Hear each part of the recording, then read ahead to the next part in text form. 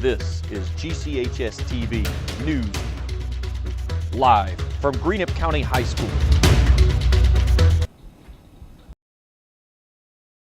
Good afternoon, this is GCHS-TV News. I'm Kiera Downing. And I'm Haley Howard. We begin with today's top story as a former teacher of a neighboring school district faces charges for sodomy. News outlets report 57-year-old Derek Elliott was arrested Wednesday at Russell Middle School after being accused of inappropriate behavior with a student. He has been charged with second-degree sodomy in the case, which a complaint states involved a student under the age of 14. The Russell Independent Schools superintendent says Elliott is no longer allowed to return to district property and he is no longer an employee. The matter is being investigated by the Flatwoods Police Department. Vice President Mike Pence has announced that the State Department's global health doctor will coordinate the U.S. response to the coronavirus. President Donald Trump put Pence in charge of the U.S. response on Thursday. Pence named Debbie Birx, the administration's global AIDS coordinator, as the White House coronavirus response coordinator. Birx joins as an existing coronavirus task health as Human Services Secretary. Alex Azar was named. State Department President Barack Obama, Trump sought to minimize fears as he insists U.S. very ready in whatever COVID-19 outbreak brings. Opposition activists say Turkey-backed Syrian rebel fighters have recaptured a strategic town in northwestern Syria. The town had been wrested from the rebels' hands by government forces earlier this month. The fighters also cut a key highway that runs through the town just days after the government reopened it for the first time since 2012. The rebel recapture of Syria on Thursday was a setback for Syria's President Bashar Assad, but his forces have also captured more than 20 villages the same day, part of a weeks-long campaign backed by Russian air power. Assad now controls almost the entire southern part of Idlib province, Syria's rebel stronghold. Checking in Kentucky news. A judge has postponed a lawsuit filed by residents of West Virginia and Kentucky that accuses pharmacies and doctors of negligently prescribing pain medication. The Charleston Gazette-Mail reports that West Virginia Judge Joseph Reeder is issued an order last week canceling a trial rescheduled to start March 9th. Reeder ruled that the residents must wait until after federal prosecutors conclude a criminal case against the owner of one pharmacy that was sued.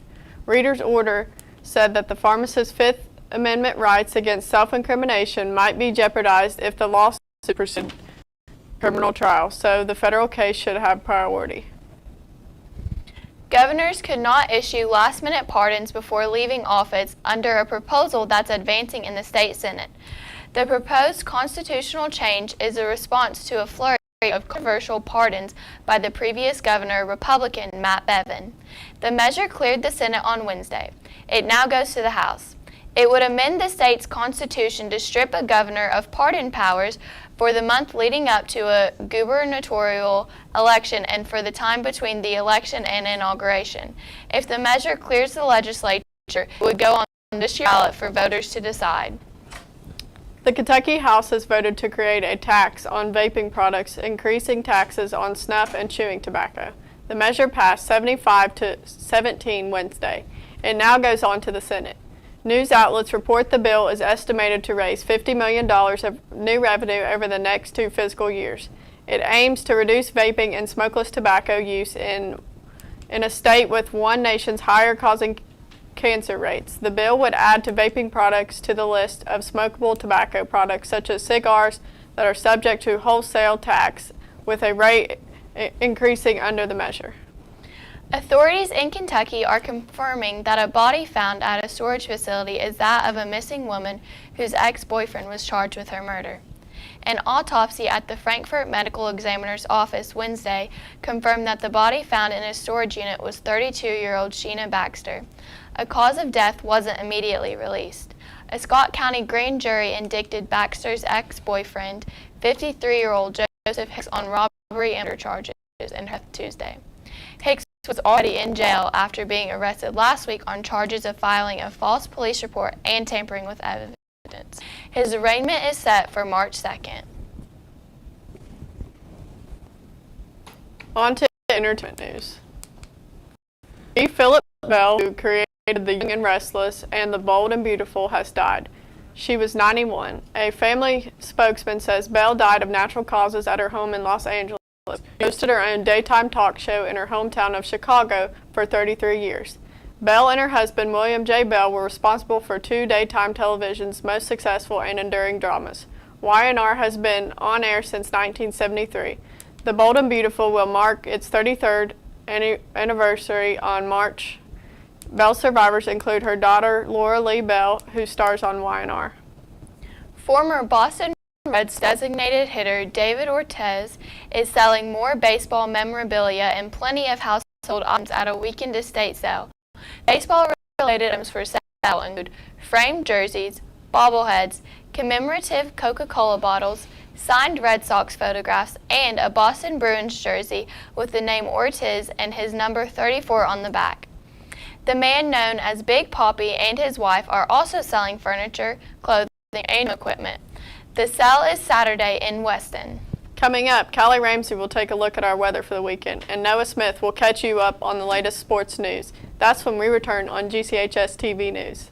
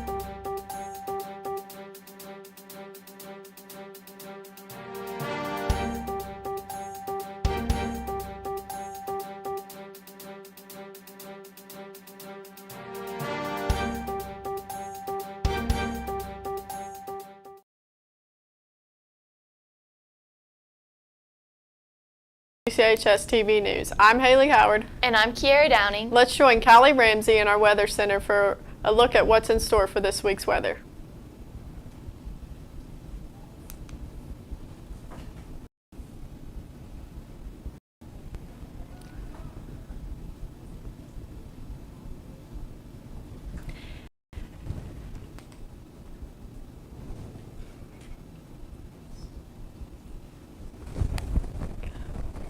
All right, good evening, everybody. Let's take a look at tonight's weather.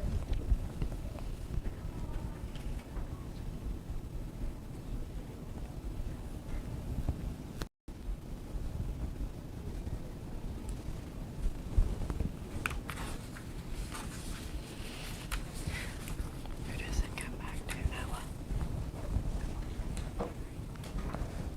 So for tonight, there's going to be a high of 60 with a low of 44 and cloudy. Wednesday, a high of 47 with a low of 27, rain throughout the day. And Wednesday night, a high of 47 with a low of 26, and light winds with continued rain throughout that evening.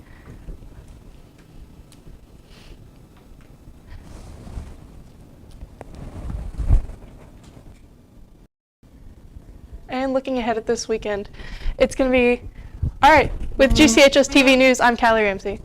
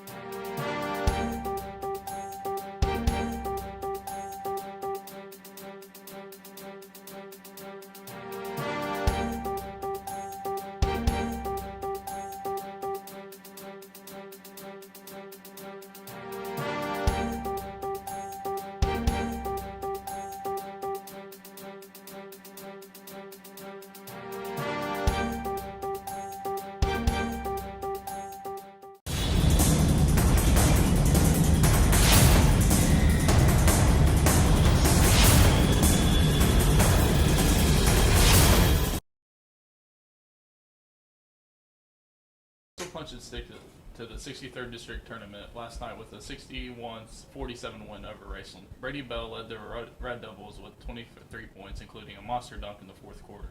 Russell trailed Raceland by 6 in a 23-4 run by the Devils, and a near 5-minute scoreless drought by the Rams put Russell in front for good. Charlie Jackamsuck and Tristan Miller each had 12. Russell looks for its first district title since 13, when it's beating defending champion Lewis County Friday night at 7 p.m. at the Greenhouse. Also scheduled for a 7 p.m. tip-off. Major League Baseball has appointed its first African-American promoting Kerwin Danley to the position this week. The 58-year-old Danley has worked 2 World Series and been on the field for 10 other postseason rounds, including the AL Championship Series last year. He has also been chosen to 2 All-Star games. Danley has his first game in Majors 1992, MLB staff in 1998. Crew chiefs Jeff and Gary Cedar-Storm and have retired. Dan Alexander and Jeff Reynolds were promoted to crew chiefs. Some Kobe Bryant memorabilia, including 2 of his Los Angeles Lakers uniforms and cement handprints from his introduction to the Grauman's Chinese Theater of the Hall of Fame Gallery, going up for sale in April. Julian's auction said Thursday that the items would be up for sale on April 30th as a part of its annual sports auction that also includes a silver medal from the 1984 Summer Olympics in Los Angeles and a 2002 FIFA World Cup gold medal winner. Kobe Bryant's items were already planned for auction when he and his daughter Gianna and 7 others were killed in a helicopter crash on January 26. More from GCHS-TV when we return in just a minute.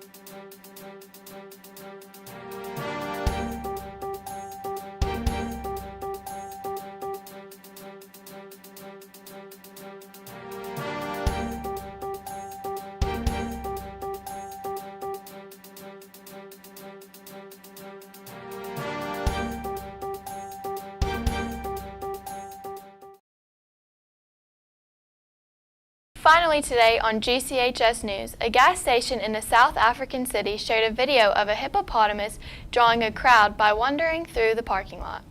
The OK Express convenience store at the Engine gas station in St. Lucia posted a video to Facebook showing the hippo casually strolling through the station's parking lot Sunday evening, causing a crowd of onlookers to gather at the entrance to the store.